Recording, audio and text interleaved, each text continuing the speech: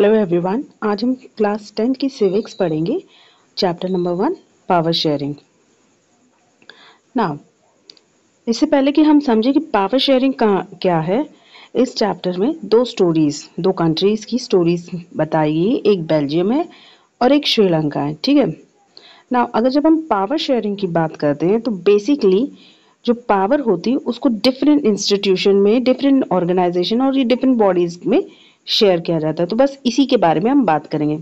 मतलब there are a number of organs of the government where we can share this power. So we are going to study about these things only. Let's move on to the chapter. तो first we are going to talk about, पहले हम बात करेंगे Belgium की। सी Belgium एक बहुत छोटी country है यूरोप में, जो कि हरियाणा से भी छोटी है। ठीक है। इसकी जो बॉर्डर है वो France, Netherlands, Germany and Luxembourg से जुड़ी हुई है। और जो इसकी पॉपुलेशन है वो 1 करोड़ से थोड़ी सी ज़्यादा है। इसकी हाफ, इसका मतलब ये कहें जो हरियाणा की पॉपुलेशन है उससे हाफ। ठीक है। अगर हम इसकी एथनिक कंपोजिशन की बात कर दें, यानी कि बेल्जियम की, ये बड़ी कॉम्प्लेक्स है।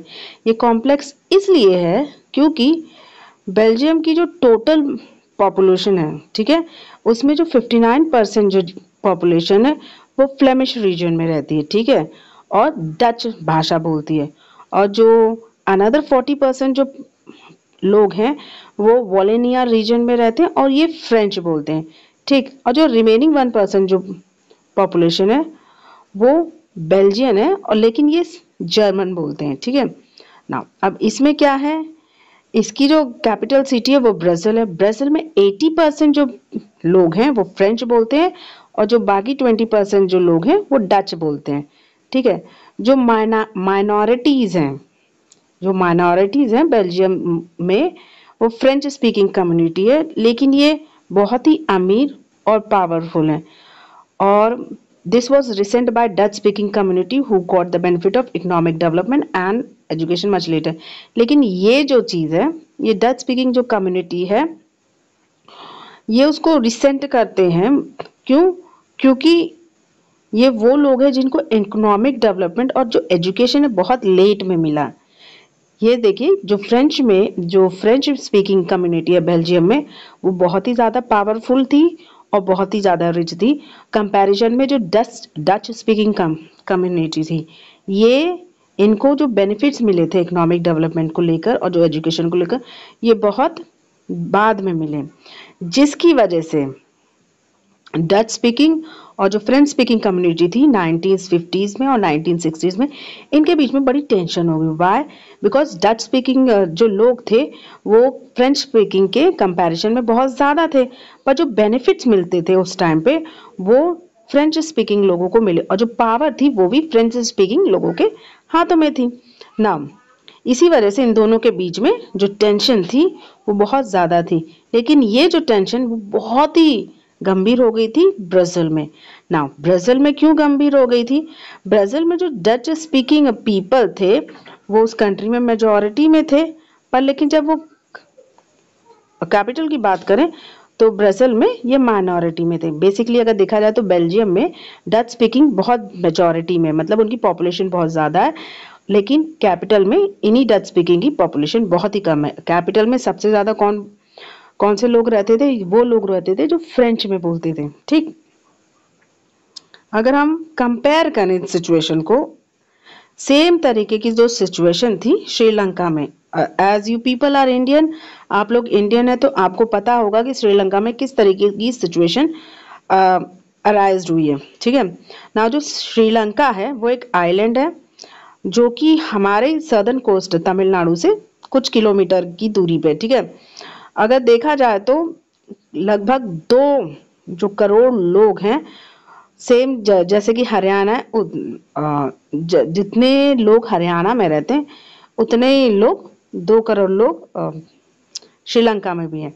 Like other nation in south Asia region, Sri Lanka has a diverse population. जैसे बाकी जो साउथ रीजन एशिया के रीजन्स हैं जहाँ पे पॉपुलेशन है, उसी तरीके से श्रीलंका में भी अलग अलग डाइवर्स पॉपुलेशन, भिन्न तरीके के लोग रहते हैं ना। तो जो मेजर ग्रुप है श्रीलंका में वो है सिन्हाला स्पीकर्स। जो कि 74% है, और जो 18% है वो तमिल स्पीकर्स हैं। ठीक है, अब जो तमिल स्पीकर है उसमें भी दो ग्रुप बटे हैं। ठीक है, एक है जो तमिल नेटिव्स के हैं जिनको श्रीलंकन श्रीलंकन कहा जाता है। ठीक है, श्रीलंकन तमिल्स कहा जाता है। ठीक है, जो कि 30% है, और जो रेस्ट है वो लोग हैं जिनके पूर्वजों को इंडिया से गुलाम के तौर पे श्रीलंका लाया गया था। कब? ड्यूरिंग कॉलोनियल टाइम पे, जब कॉलोनियल टाइम पे प्लांटेशन की वजह से जो रेस्ट लोग जो इट्स मीन कह सकते हैं जो 87% जो लोग थे ये वो पूर्वज थे जिनको इंडिया से लाया गया था। ठीक है, उस कॉलोनियल पीरियड के टाइम पे उनको इंडिया से लाया गया था गुलाम के तौर पे, और ये हैं इंडियन तमिल्स। वो श्रीलंकन तमिल्स है, 13% लोग श्रीलंकन तमिल्स हैं और रिमेनिंग 87% इंडियन तमिल्स है। ठीक है, नाउ अब जो श्रीलंका है ये मोस्ट जो श्रीलंकन एरिया है ये नॉर्थ और ईस्ट कंट्री में है। ठीक है, sorry, Sri Lankan Tamils are concentrated in north and east of the country. तो जो श्रीलंकन तमिल्स हैं वो बेसिकली नॉर्थ और ईस्ट कंट्री के जो नॉर्थ का हिस्सा है, जो ईस्ट का हिस्सा है, वहाँ पे सबसे ज़्यादा है। जो सिन्हाला स्पीकिंग है जो कि बुद्धिस्ट हैं।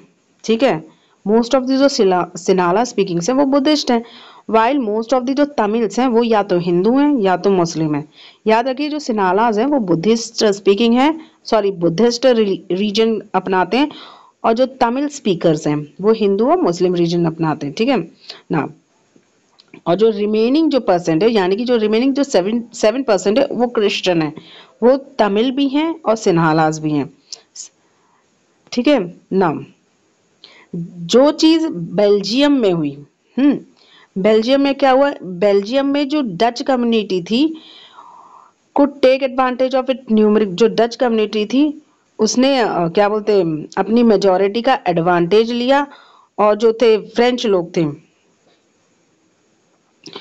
उन्होंने अपनी विल फ्रेंच और जर्मन स्पीकिंग पॉपुलेशन पे फोर्स की। ठीक है, this would push the conflict among the communities further, जिसकी वजह से ये जो इन लोगों के बीच में जो लड़ाई थी वो बहुत ही ज्यादा हुई। ठीक है ना, this could lead to a very messy partition of the country, जिसकी वजह से जो पार्टीशन हुआ था ब्राजील में वो बहुत ही ज्यादा मेसी हुआ।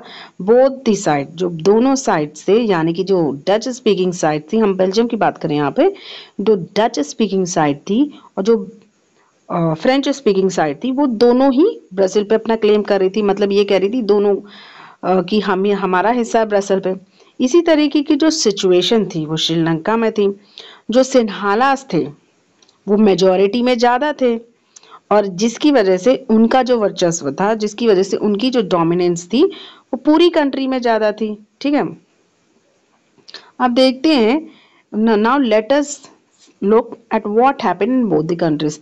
अब चलो देखते हैं कि क्या हुआ। ठीक है, अब आपको कंपोजिशन तो समझ में आ गया होगा कि बेल्जियम में जो क्या बोलते मेजॉरिटी डच स्पीकिंग थी और माइनॉरिटी फ्रेंच स्पीकिंग थी। ठीक है, लेकिन जो बेल्जियम की कैपिटल थी वहाँ पे मेजॉरिटी फ्रेंच स्पीकिंग थी, माइनॉरिटी डच स्पीकिंग थी। Same thing happened in Sri Lanka also. Sri Lanka में सिंघाला के अलावा जो तमिल स्पीकर थे, जो श्रीलंकन तमिल स्पीकर थे वो मेजॉरिटी में कम थे, वो माइनॉरिटी में थे, और जो इंडियन तमिल स्पीकर थे वो मेजॉरिटी में ज़्यादा थे। लेकिन जो पावर थी, जो क्या बोलते डोमिनेशन था, वो सिन्हाला का था। ठीक है, रिमेनिंग तमिल स्पीकर से ज़्यादा जो डोमिनेंस था वो सिन्हाला का था। ना देखते मेजॉरिटेरियनिज्म इन श्रीलंका, बहुमत। ना श्रीलंका 1948 में एक इंडिपेंडेंट स्टेट के रूप में उभर के आई। ठीक है, जो लीडर था सिन्हाला कम्युनिटी का, ठीक है, उसने पूरे गवर्नमेंट में मेजॉरिटी के दम पे अपना वर्चस्व, अपना डोमिनेंस कायम करके रखा। ठीक, ये याद रखिए कि श्रीलंका में सिन्हाला की मेजॉरिटी थी, और जिसकी वजह से जो लीडर था सिन्हाला का उसने क्या बोलते श्रीलंका में मेजॉरिटी के दम पे अपनी सरकार पे या ये कहें सरकार पे अपना डोमिनेंस कायम रखा, जिसका नतीजा क्या हुआ, जो डेमोक्रेटिकली इलेक्टेड जो गवर्नमेंट थी उसमें मेजॉरिटेरियन मेजर सिन्हाला की वजह से जो उपाय थे वो वो कई तरीके के उपाय उठाए गए, ठीक है, ताकि जो सिन्हाला की जो सुप्रीमेसी है वो पार्लियामेंट में ना बन सके, ठीक है, आप ये याद रखिए, ठीक है ना। In 1956, an act was passed to recognize Sinhala as the official language, thus disgrading Tamilians. अब जब पार्लियामेंट में यानी कि जो डेमोक्रेटिकली इलेक्टेड जो गवर्नमेंट थी उसमें मेजॉरिटी में सिन्हालास थे।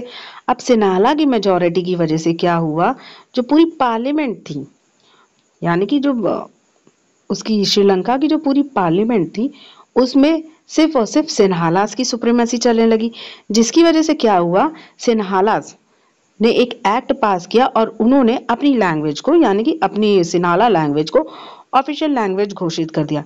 अब इससे क्या हुआ, जो वहाँ के जो तमिल्स थे उनको बहुत बुरा लगा कि मतलब हम लोग मेजॉरिटी में नहीं है और सिन्हाला मेजॉरिटी में है, जिसकी वजह से उन्होंने अपनी लैंग्वेज को ऑफिशियल लैंग्वेज डिक्लेयर कर दिया। अब जो गवर्नमेंट थी उन्होंने प्रेफरेंशियल पॉलिसी को फॉलो करना शुरू कर दिया। प्रेफरेंशियल का मतलब होता है किसी को फायदा पहुंचाना, किसी पर्टिकुलर पार्टीज को फायदा पहुंचाना। तो ये सिन्हाला ने प्रेफरेंशियल पॉलिसी को फॉलो करना शुरू कर दिया। इन्होंने क्या किया, इन्होंने अब सिन्हाला से रिलेटेड जो लोग थे उनको गवर्नमेंट में जॉब देने लगे, उनके यूनिवर्सिटी में जो एप्लीकेशन से यूनिवर्सिटी में जो पोजीशन होती थी उनके सिन्हाला से जो रिलेटेड लोग थे उनको वो जॉब से मिलने लगी। नए कॉन्स्टिट्यूशन को प्रमोट किया गया, जिसमें ये कहा गया कि हम जो बुद्धिज्म है उसको प्रोटेक्ट करेंगे, उसको अपनाएंगे। वाई दिस हैपन, अब ये चीज़ क्यों हैपन होने लगी, इस चीज़ का सबसे बड़ा कारण था कि जो सिन्हालास थे वो श्रीलंका में मेजॉरिटी में ज़्यादा थे। अब जब इलेक्शन हुए तो जो सिन्हालास थे वो जीत गए, ठीक। अब जब मेजॉरिटी में सिन्हालास जब श्रीलंका पार्लियामेंट में आए तो उन्होंने अपने फेवर्स में लॉज एंड ऑर्डर्स इशू करना शुरू कर दिए। Now all of these government measures coming one after one gradually increasing the feeling of alienation among the Sri Lankan Tamils। अभी जैसे जैसे गवर्नमेंट मेजर्स, जैसे जैसे गवर्नमेंट्स की पॉलिसी धड़ल्ले से आने लगी तो जो श्रीलंकन तमिल्स थे उनके बीच में अलगाव की भावना आने लगी। उनको ऐसे लगने लगा कि ये जो सिन्हालास हैं ये अपने फायदे के लिए पॉलिसीज बना रहे हैं और एक ना एक दिन ये श्रीलंकन तमिल्स को फिनिश्ड कर देंगे ना। तो इनके अंदर एक विरोध की भावना जगने लगी। That they felt that none of the major political party led by the Buddhist Sinhala was sensitive to their language and culture। अब ये जो श्रीलंकन तमिल लोग थे इनके मन में ये आने लगा कि जितने भी सिन्हालास लीडर हैं वो उनकी भाषा, किनकी भाषा को, श्रीलंकन तमिल की भाषा या उनके कल्चर को वो इम्पोर्टेंस नहीं दे रहे हैं जो उनको देना चाहिए। Now they felt that the constitution and government policies denied them equal political right, discriminate against them in getting job and other opportunity and ignored the interest। ना तो अब उनको ऐसे लगने लगा कि सिन्हालास ने जो उनकी पॉलिटिकल राइट्स है, मतलब सिन्हालास और श्रीलंकन तमिल्स के जो इक्वल पॉलिटिकल राइट हैं वो उनको नहीं दिए हैं, ठीक है। उनके साथ डिस्क्रिमिनेशन, उनके साथ भेदभाव होने लगा जॉब को लेकर। ये उनके मन में इसलिए आया क्योंकि सिन्हालास ने इम्पोर्टेंस प्रेफरेंस किसको देना शुरू कर दिया, सिन्हालास ने सिन्हालास एप्लीकेंट को प्रेफरेंस देना शुरू कर दिया, चाहे यूनिवर्सिटी पोजीशन हो चाहे गवर्नमेंट जॉब हो, वहाँ पे वो बाकी कम्युनिटीज़ को बाद में प्रेफरेंस देते थे। पहले जो अपनी कम्युनिटीज़ थी उनको वो ज़्यादा प्रेफरेंस देने लग रहे थे, जिसकी वजह से जो श्रीलंकन तमिल्स थे उनके अंदर इस तरीके की भावना आने लगी कि उनको जो इक्वल पॉलिटिकल राइट मिलने चाहिए थे वो उनको नहीं मिले, उनके साथ डिस्क्रिमिनेशन होने लगा, ठीक है। चाहे जॉब की बात हो, कोई और अपॉर्चुनिटी हो, उनके जो इंटरेस्ट है उसको सिन्हालास द्वारा इग्नोर किया जाने लगा। As a result the relation between Sinhalas and Tamil community strain over a time. तो इसका नतीजा क्या हुआ, अब जो तमिलियंस थे, जो जितनी भी तमिलियंस कम्युनिटी थी, वो सिन्हाला के विरुद्ध जाने लगी। बहुत बहुत समय की बात है। Maybe you people are not born, ये उस समय की बात है जब आप लोग बॉर्न भी नहीं होंगे, पैदा भी नहीं होंगे। तब जो सिन्हालास थे और जो एलटीटीई थी, इन लोगों के बीच में बहुत ही ज़्यादा वॉर होते थे। वॉर मतलब आपस में बहुत लड़ाई झगड़ा होता था। जो तमिलियंस थे, उन्होंने पूरे श्रीलंका में बहुत सारे विरोध किए, बहुत सारे धरने प्रदर्शन किए, सिर्फ और सिर्फ अपने आप को इक्वल पॉलिटिकल राइट के लिए, और अपनी जो लैंग्वेज है, अपनी जो कल्चर है, उसको एक दर्जा दिलाने के लिए, अपने वर्चस्व को श्रीलंका में बनाए रखने के लिए इन्होंने बहुत स्ट्रगल किया। किन्होंने स्ट्रगल किया? श्रीलंकन तमिल्स ने। ठीक है, now we are going to study what was happened. Now ये जो श्रीलंकन तमिल्स थे, इन्होंने कई पार्टियान्स बनाई। इन्होंने स्ट्रगल किया ताकि उनकी जो भाषा है एक ऑफिशियल लैंग्वेज के तौर पे इंट्रोड्यूस हो, उनके जो रिलीजन है उसको उनको अपनाया जाए, उनको जॉब में, एजुकेशन में उसी तरीके के इक्वल अपॉर्चुनिटी मिले जो सिन्हालास को मिले। पर जो उनकी डिमांड थी, ठीक है, but the demand for more autonomy to province populated by the Tamil were repeatedly denied। पर उनकी ये जो डिमांड थी, ये बार बार सिन्हालास द्वारा नकार दी जाती थी। जहाँ पे जो तमिल पॉपुलेशन थी वो बहुत ज़्यादा थी, ठीक है, वहाँ पे बार बार इनकी डिमांड्स को मतलब नकार दिया जाता था, डिनाइड कर दिया जाता था। देन 1980s में जो बहुत सारी जो पॉलिटिकल ऑर्गेनाइजेशन थे, उन्होंने जो तमिल एलाम यानी कि तमिल जो स्टेट है उसकी डिमांड रखना शुरू कर दिया कि एक श्रीलंका में एक नए स्टेट को इंट्रोड्यूस किया जाए जहाँ पर सिर्फ तमिलियंस हो। ठीक है, और ये चाहते थे कि ये जो तमिल स्टेट है ये नॉर्दर्न और ईस्टर्न पार्ट में हो श्रीलंका के। तो अब नए तरीके की 1980s में एक न्यू पॉलिटिकल ऑर्गेनाइजेशंस बनी। अब इन्होंने एक नए स्टेट की डिमांड की, जिसे एक नए इंडिपेंडेंट स्टेट की डिमांड की, जिसे तमिल एलम कहा गया, यानी कि तमिल स्टेट किया गया। और ये चाहते थे ये जो स्टेट है ये नॉर्दर्न एंड ईस्टर्न पार्ट, ये northern and eastern part Sri Lanka के नॉर्दर्न एंड ईस्टर्न पार्ट में बने। But the distract between the two communities turn into the widespread conflict. पर ये जो इन लोगों के बीच में जो अविश्वास था एक दूसरे को लेकर, ये बहुत ही बड़े युद्ध में तब्दील हो गया। और धीरे धीरे ये जो झगड़ा था ये एक सिविल युद्ध में कन्वर्ट हो गया। अब इसकी वजह से क्या हुआ, तो दोनों पार्टीज के जो दोनों कम्युनिटीज के लोग थे, कौन ये दोनों कम्युनिटीज थी, सिन्हालास और जो तमिल कम्युनिटीज के लोग थे, इनके बीच में सिविल वॉर हुआ, जिसकी वजह से कई लोग मारे गए। ठीक है, कईयों की फैमिली को देश छोड़ने के लिए मजबूर किया गया, दूसरे देशों में जाकर रेफ्यूजी की जिंदगी जीने के लिए मजबूर किया।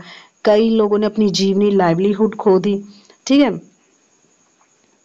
ना, क्लास 10th की फर्स्ट चैप्टर में हम लोग इसके बारे में और पढ़ेंगे श्रीलंका। लेकिन श्रीलंका का जो रिकॉर्ड है ना, about श्रीलंका's excellent record of economic development, education and health। ठीक है, we are going to learn all these things about in class 10 now। Let's move on to the next, talking about the accommodation in Belgium। अब Belgium में क्या, यहाँ पर तो हमने पढ़ लिया कि किस तरीके से सिर्फ और सिर्फ दो कम्युनिटी की वजह से सिविल वॉर हो गया श्रीलंका में। सिर्फ और सिर्फ जो तमिलियंस थे श्रीलंका के, वो अपने राइट्स चाहते थे। अगर सिन्हालास अपनी कम्युनिटी को प्रेफरेंस ना देकर वही इक्वल राइट तमिलियंस को देते तो मे बी श्रीलंका में सिविल वॉर जैसी नौबत नहीं आती। बट सिविल वॉर हुआ, कई लोग मारे गए। लेकिन बेल्जियम में जो हुआ, let's see what happened in Belgium. अब हम बेल्जियम में देखते क्या हुआ। जो बेल्जियम के जो लीडर्स थे, उन्होंने तमिलियन जैसा नहीं लिया। जो श्रीलंका में श्रीलंकन लोगों ने जो रास्ता अपनाया, वो बेल्जियम के लीडर्स ने नहीं अपनाया, उन्होंने डिफरेंट रास्ता अपनाया। तो पहले तो they recognize the existence of regional difference and culture diversity. पहले तो इन्होंने पहचाना कि उन बेल्जियम में कई तरीके के रिलीजियंस डिफरेंस हैं, कई और जो कल्चर हैं जो सभ्यता है उनमें कई तरीके की भिन्नता है।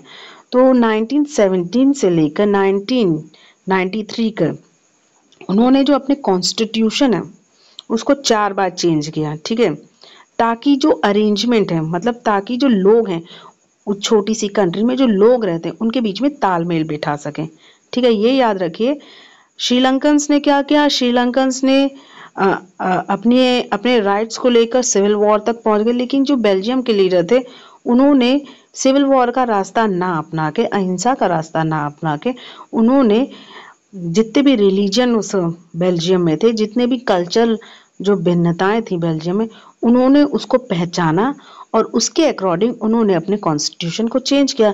इसी में इन्होंने अपने कॉन्स्टिट्यूशन को 4 बार चेंज किया और इस चेंज का सबसे मुख्य कारण था कि वहाँ पे जितने भी लोग रहते हैं, यानी कि बेल्जियम में जितने भी लोग रहते हैं वो इजीली एडजस्ट हो जाएं। Now the arrangement they work out is different from any other country and it is very innovative. तो जो अरेंजमेंट बेल्जियम में किए थे वो अलग थे। अगर दूसरों के कंट्रीज के बारे में बताया जाए तो वो दूसरों की कंट्रीज के मुकाबले बड़े इनोवेटिव थे, बड़े नए थे और बड़े अलग थे। नाउ ये अरेंजमेंट क्या थे, बेल्जियम मॉडल क्या है, let's see. First, Constitution prescribed that number of Dutch and French speaking ministers shall be equal in the central government. तो पहला जो अरेंजमेंट था उसमें जो डच और फ्रेंच स्पीकिंग मिनिस्टर्स थे वो जो सेंट्रल गवर्नमेंट में है वो इक्वल होंगे, ठीक है। Now, some special law requires the support of majority of members from each linguistic. Now, जो कुछ स्पेशल जो लॉ थे उसमें क्या था, जो मेजॉरिटी मेंबर हैं, यानी हर भाषा के जो मेजॉरिटी मेंबर्स हैं उनका इन्वॉल्वमेंट हो। There no single community can be make decision unilaterally. तो कोई भी सिंगल कम्युनिटी वो अकॉर्डिंगली डिसीजन नहीं बना सकती। तो जो पहला स्टेप था वो यही था कि जो सेंट्रल गवर्नमेंट है उसमें फ्रेंच और डच स्पीकिंग के जो मिनिस्टर्स हैं वो इक्वल होंगे और जो मेजॉरिटी मेंबर्स हैं, कुछ जो स्पेशल लॉ हैं वो जितने भी मेजॉरिटी ग्रुप हैं उनके अकॉर्डिंग होंगे और कोई सिंगल कम्युनिटी अपने अकॉर्डिंग डिसीजंस नहीं ले सकती। Many powers of the central government have been given to state government of the two region of the country. तो जो बहुत सारी जो पावर्स थी सेंट्रल गवर्नमेंट की वो स्टेट गवर्नमेंट को दे दी गई, ठीक है। 2 जो रीजन थे स्टेट गवर्नमेंट कंट्री के अंदर वो उन स्टेट गवर्नमेंट्स को दे दी गई और ये जो स्टेट गवर्नमेंट्स थे ये सेंट्रल गवर्नमेंट के सबऑर्डिनेट्स नहीं थे, ठीक है। जो ब्रसेल थी यानी कि जो कैपिटल था बेल्जियम का उसकी एक सेपरेट गवर्नमेंट थी जहाँ पे दोनों जो रिप्रेजेंटेटिव थे यानी कि फ्रेंच भाषी और डच स्पीकिंग जो लोग थे उनके इक्वल प्रतिनिधि थे यानी कि इक्वल रिप्रेजेंटेटिव थे। ये याद रखिए, ब्राजील की अपनी एक सरकार थी, ठीक है।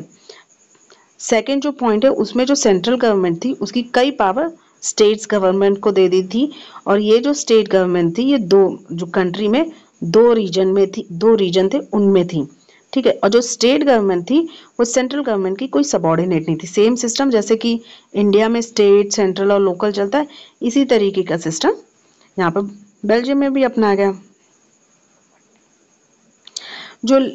और जो थर्ड पॉइंट है उसमें जो ब्राजील में अलग गवर्नमेंट थी जहाँ पे जो दोनों कम्युनिटीज के जो लोग थे वो इक्वली रिप्रेजेंट करते हैं। तो फ्रेंच स्पीकिंग के जो लोग थे उन्होंने ब्राजील में ये जो थी वो एक्सेप्ट कर लिया, जो कंडीशन रखी थी उसको एक्सेप्ट कर लिया। पर जो डच स्पीकिंग के लोग कम्युनिटीज थे उन्होंने भी इस चीज को उन्होंने एक्सेप्ट किया, इक्वल सेंट्रल गवर्नमेंट में इक्वल उन्होंने भी एक्सेप्ट कर लिया कि ठीक है हम भी इक्वल करेंगे और फ्रेंच भी इक्वल कर लेंगे। Apart from the central and the state government there is a third kind of government, the community government is elected by people belonging to one language community. तो मतलब सेंट्रल और state government के अलावा एक और तरीके की गवर्नमेंट बनी। अब इस गवर्नमेंट को कहा गया कम्युनिटी गवर्नमेंट, ठीक है ना। इस कम्युनिटी गवर्नमेंट में तो जो लोग थे वो अपने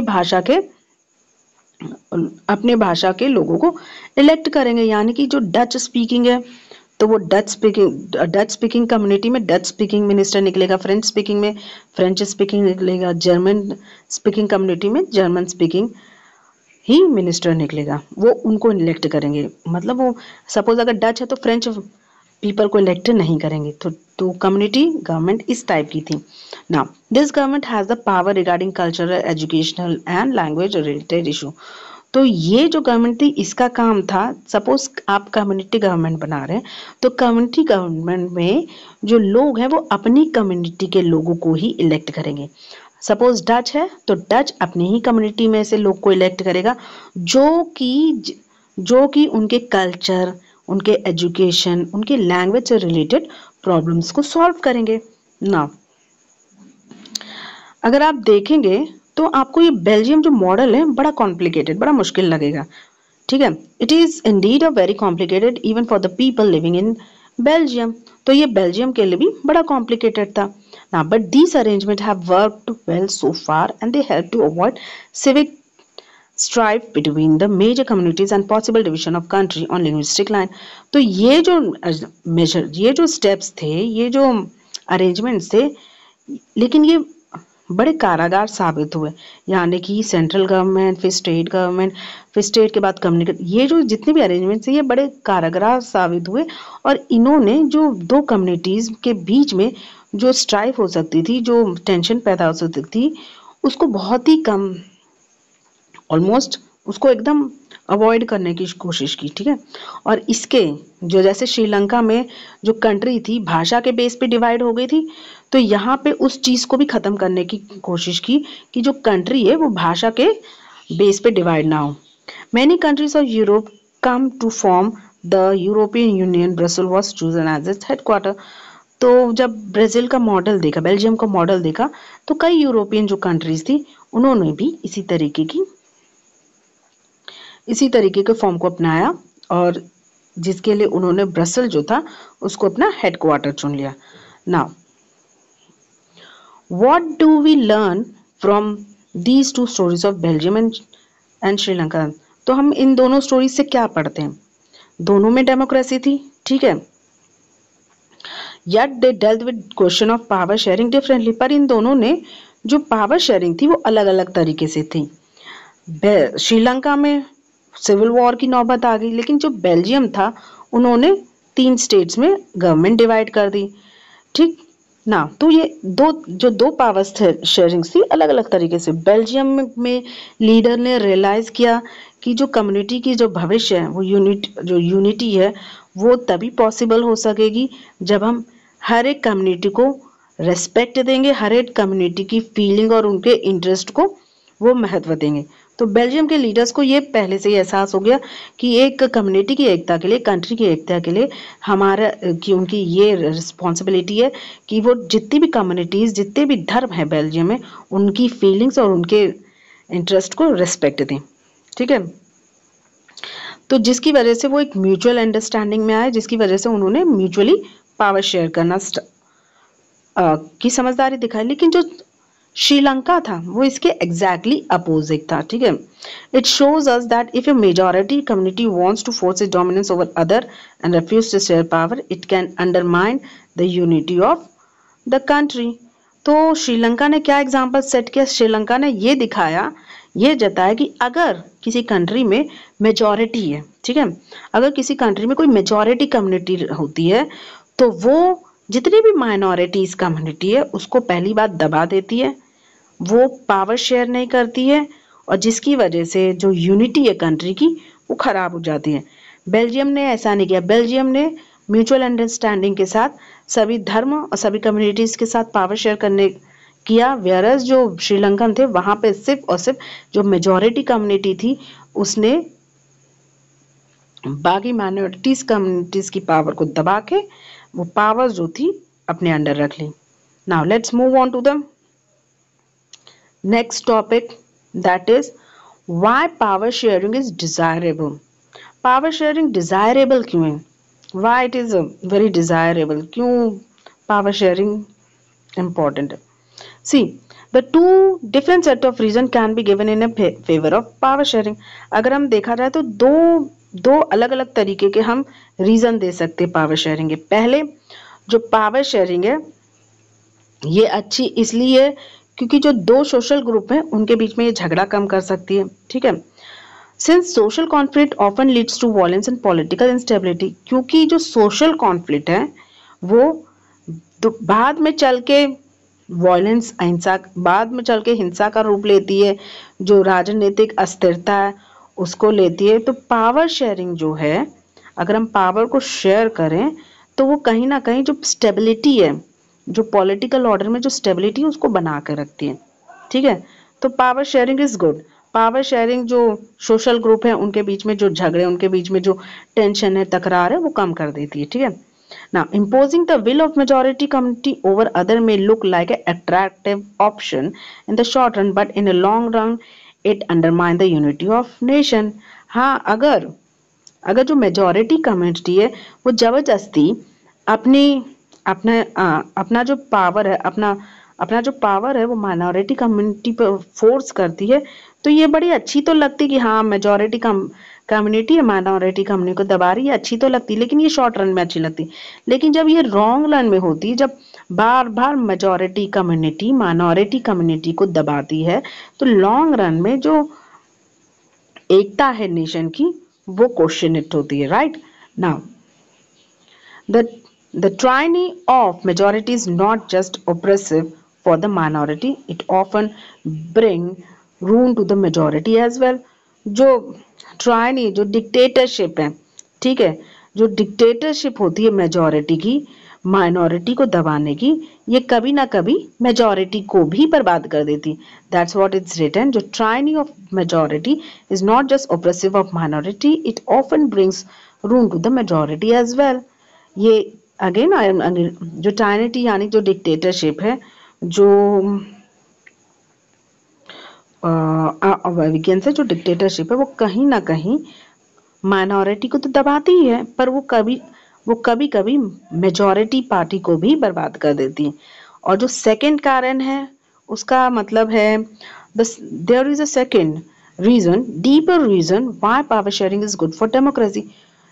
जो सेकंड रीजन है वो बहुत ही ज़्यादा वो है कि मतलब बहुत ही ज़्यादा इंपॉर्टेंट है कि पावर शेयरिंग डेमोक्रेसी के लिए क्यों इंपॉर्टेंट है। कहीं ना कहीं जो पावर शेयरिंग है यानी कि जो हम अपनी सत्ता है वो लोगों के साथ जो शेयर करते हैं, ठीक है, वो डेमोक्रेसी की एक स्पिरिट है, आत्मा है, ठीक है। वाई? बिकॉज जो डेमोक्रेसी है वो हर श्रेणी में अलग अलग लोगों से अलग अलग कम्युनिटी से डील करता है, राइट। सो डेमोक्रेसी जो डेमोक्रेसी है involve sharing power with those affected by its exercise and who have to live with in its affect. तो डेमोक्रेसी जो है, जो डेमोक्रेटिक रूल्स हैं, वो अपनी पावर उन लोगों से शेयर करते हैं जो इसको एक्सरसाइज करते हैं, यानी कि जो इसको चलाते हैं, ठीक है, और जिनसे इनकी जिंदगी अफेक्ट होती है। तो ये जो पावर शेयरिंग है ऐसे लोगों के लिए इंपॉर्टेंट है। जो the people have right to consult on how they are to be govern. तो पीपल के पास ये अधिकार है कि उनको ये चीज पीपल के पास किस बात का अधिकार है, उनके पास ये अधिकार है कि वो ये जान सके कि जो गवर्नमेंट है वो कैसे चलाए जाए, ठीक है। जो लेजिटिमेट गवर्नमेंट होती है वो गवर्नमेंट होती है जो कि पीपल द्वारा यानी कि जो कि जनता द्वारा चुनी जाती है, जिनको और जो चुनी हुई जो पार्टिसिपेंट्स होते हैं वो इस गवर्नमेंट को चलाते हैं, that is legitimate government. Now let us call the first set of reason. चलिए पहले देखते फर्स्ट सेट ऑफ रीजन के बारे में। Prudential and the second moral. While prudential reasons stress the power sharing will bring out better outcome, moral reason emphasize the very act of power sharing as a valuable. अगर prudential की बात करें और दूसरी moral की बात करें, तो prudential reason ये है कि ये जो power sharing है इसका ये बहुत ही better results दे करता है, और अगर morally बात करें तो ये एक valuable assets के रूप में साबित हो सकता है। जो act है पावर शेयरिंग का वो एक वैल्यूएबल एसेट्स के रूप में साबित हो सकता है। Now let's move on to the last topic of this chapter, that is form of power sharing. The idea of power sharing has emerged in opposition to the notion of undivided political power. तो ये जो power sharing है, ये ये जो political power को जो undivided है उस नोशन से एग्जैक्टली अपोजिट है। यानी कि एक टाइम था कि जो पॉलिटिकल पावर को डिवाइड नहीं करते थे, अब जो पावर शेयरिंग है वो इसका एग्जैक्टली अपोजिट है। For a long time, it was believed that all the power of government must reside in one or group of the people located at one place. तो लंबे समय से लोग इस धारणा पे चलते थे कि जो पावर शेयरिंग है या तो वो किसी एक के हाथ में हो या तो कुछ लोगों के हाथों में हो। ठीक है, ये बहुत लंबे समय से ये धारणा चली आ रही थी। It was felt that if the power to decide it is dispersed, it would not be possible to take quick decisions and to enforce them. तो मतलब ये क्यों था कि ये जो पावर शेयरिंग है एक ही हाथों में हो या कुछ लोगों के हाथ में? इसका सबसे बड़ा कारण ये था कि अगर जो पावर्स हैं वो अगर बहुत सारे लोगों के हाथ में, बहुत सारे लोगों से शेयर करें तो जो डिसीजंस हैं वो क्विक नहीं होंगे। ये exactly it is very true कि अगर पावर एक के हाथ में तो बड़ा इजीली डिसीजन ले लेंगे। अगर 100 लोगों के हाथों में पावर है तो सबसे कंसल्ट करेंगे, और जब डिसीजन लेने के लिए जब कंसल्ट किया जाएगा तो इट विल टेक टाइम। तो क्विक डिसीजन पॉसिबल नहीं है, और जो उसका इन्फोर्समेंट है वो भी पॉसिबल नहीं है। ठीक है, that is why long term में पुराने ज़माने में लोगों को यही बिलीव था कि जो पावर है वो या तो एक के हाथ में या कुछ लोगों के हाथ में। ठीक है, now next, but these notions have change with the emergence of democracy. पर ये जो नोशन है क्विक डिसीजन से रिलेटेड या पावर एक या दो लोगों के हाथों में नहीं चाहिए, ये जो नोशन है ये जब डेमोक्रेसी का उदय होने लगा तो ये जो थॉट थे, ये जो आइडियाज थे, ये चेंज होने लगे। तो सबसे जो बेसिक प्रिंसिपल था डेमोक्रेसी का था वो क्या था? Political source of all political power. ठीक है, is that the people are the source of all political power. जो बेसिक प्रिंसिपल डेमोक्रेसी का था वो ये था कि जो पीपल है वो जो पॉलिटिकल पावर है उसका सबसे बड़ा सोर्स है। अगर पीपल ही नहीं होंगे तो पॉलिटिकल पावर कहाँ से आएगी? That's what the basic principle of democracy. तो डेमोक्रेसी जो थी, in a democracy people rule themselves through institution of self government. जो डेमोक्रेसी है उसमें जो लोग हैं वो अपने आप पे ही रूल करते हैं किसी इंस्टीट्यूशन के जरिए और सेल्फ गवर्नमेंट। ठीक है, that is called self government. In a good democratic government, due respect is given to diverse group and view that exist in a society. तो जो एक अच्छी डेमोक्रेटिक गवर्नमेंट होती है, जो एक बहुत बढ़िया डेमोक्रेटिक गवर्नमेंट होती है, उसमें भिन्न ग्रुप, जितने भी ग्रुप्स होते हैं, जितने भी कम्युनिटीज, जितने भी कल्चर्स होते हैं, उनकी रेस्पेक्ट की जाती है, उनकी एग्जिस्टेंस को, उनके वर्चस्व, सोसाइटी में उनका क्या वजूद है उस पर ध्यान दिया जाता है। ठीक है, नाउ जो पब्लिक पॉलिसी है वो everyone has a voice in the shaping of public policies.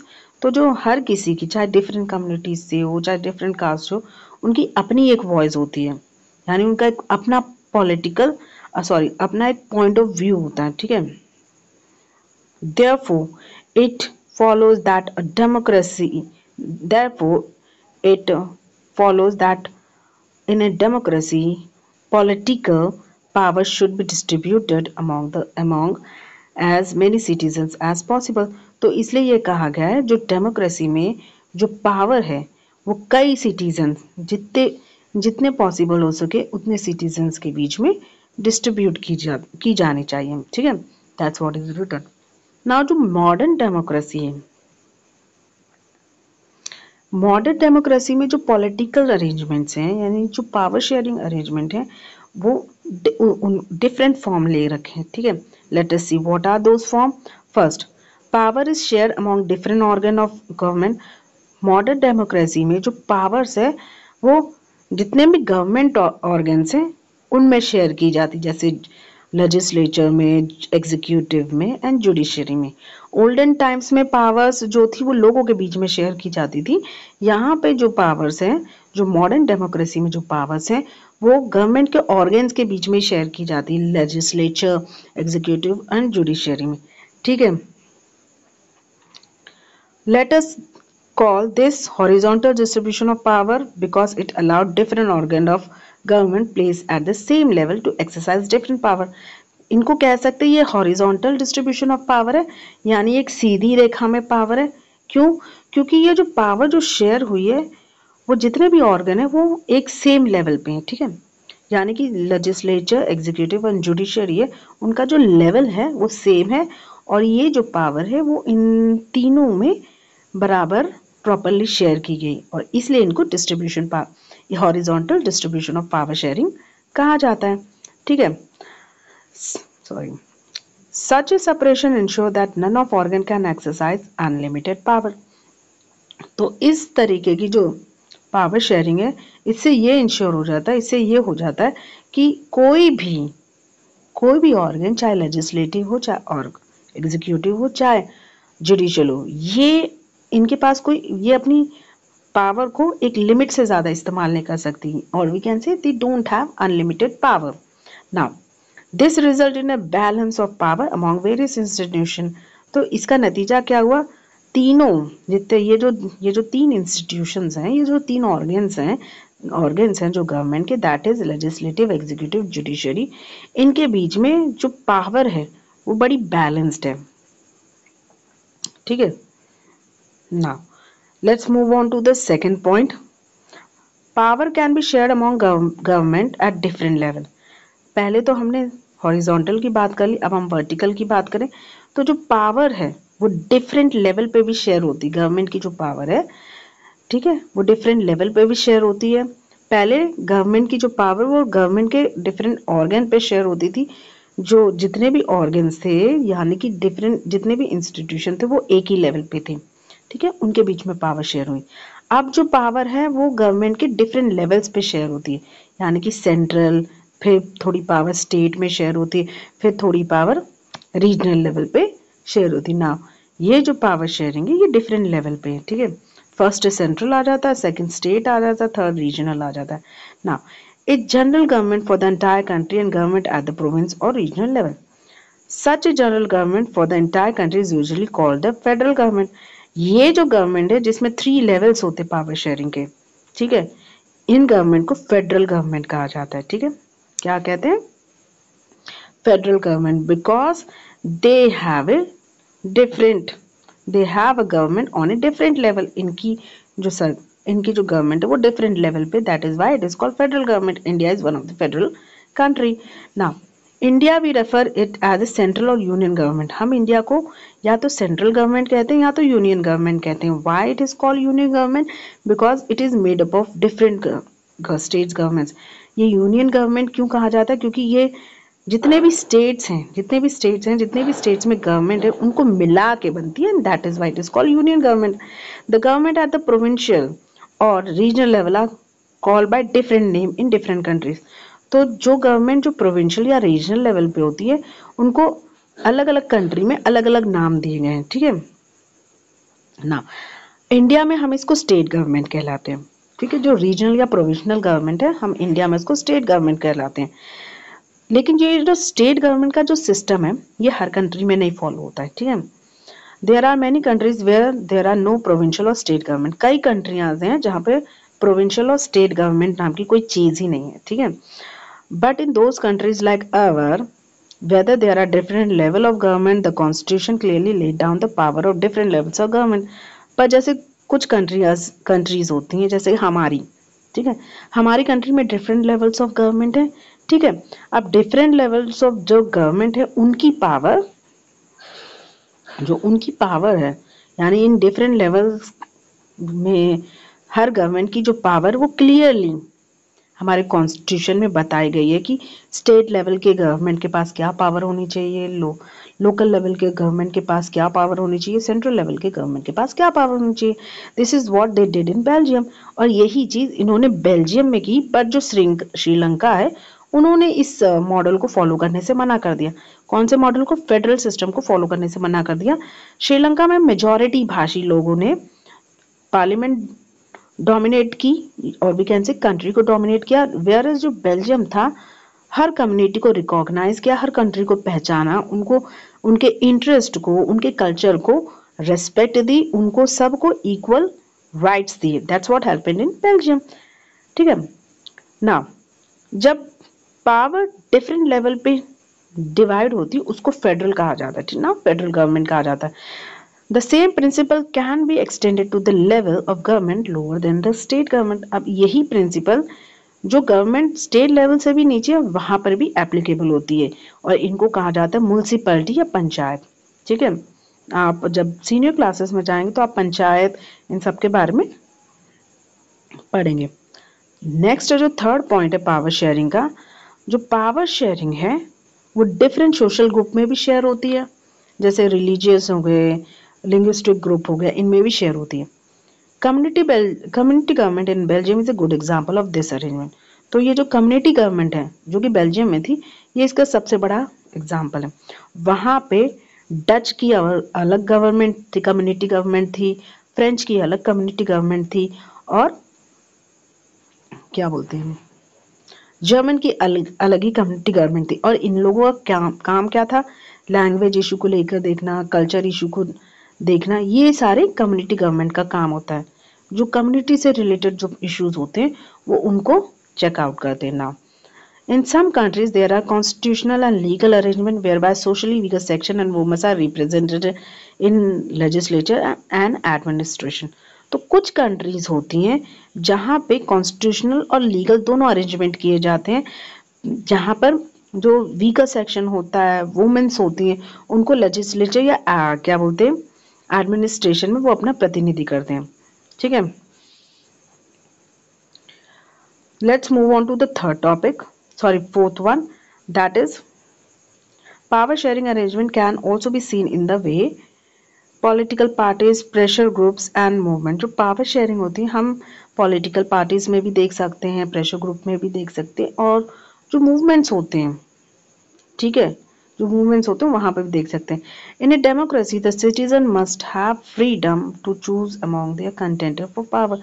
तो डेमोक्रेसी में जो सिटीजन्स होते हैं, जो लोग होते हैं, उनके पास इतनी आज़ादी होती है कि वो अपने वो जितने भी कंटेंडर्स होते हैं उनमें से जो उनको अच्छा लगता है उसको वो चूज कर सकें, उसको वो पावर प्रोवाइड कर सकें। लेकिन जो कंटेम्परेरी डेमोक्रेसी होती है वहाँ पे कंपटीशन जो होता है, डिफरेंट पार्टीज में कंपटीशन होता है। Such competition ensure that power does not remain in one hand.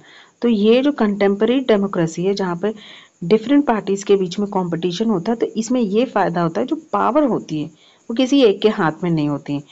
Long run में जो पावर अगर एक के हाथ में होती है तो वो डिक्टेटरशिप, मोनोटोनी आ जाती है, राइट। ठीक है, in the long run power is share among different political parties that represent different ideology and social groups. तो अगर हम लॉन्ग रन की बात करें, जो पावर शेयर है वो डिफरेंट पॉलिटिकल के पार्टीज में होती हैं जो कि अलग विचारधारा दर्शाते हैं, अलग सोशल ग्रुप के बारे में दर्शाते हैं। Sometimes these kinds of sharing can be direct when two or more parties form an alliance to contest election. कभी कभी क्या होता है, ये जो पावर शेयरिंग होती है ये बड़ी डायरेक्ट होती है, जब एक या दो पॉलिटिकल पार्टीज एक अलायंस फॉर्म करती हैं इलेक्शन लड़ने के लिए। इंडिया में इस तरीके की पावर शेयरिंग कॉमन है, यू नो, एनडीए, यूपीए, यहाँ पर ये डिफरेंट पॉलिटिकल पार्टी इकट्ठी होकर एक अलायंस ग्रुप बनाती हैं।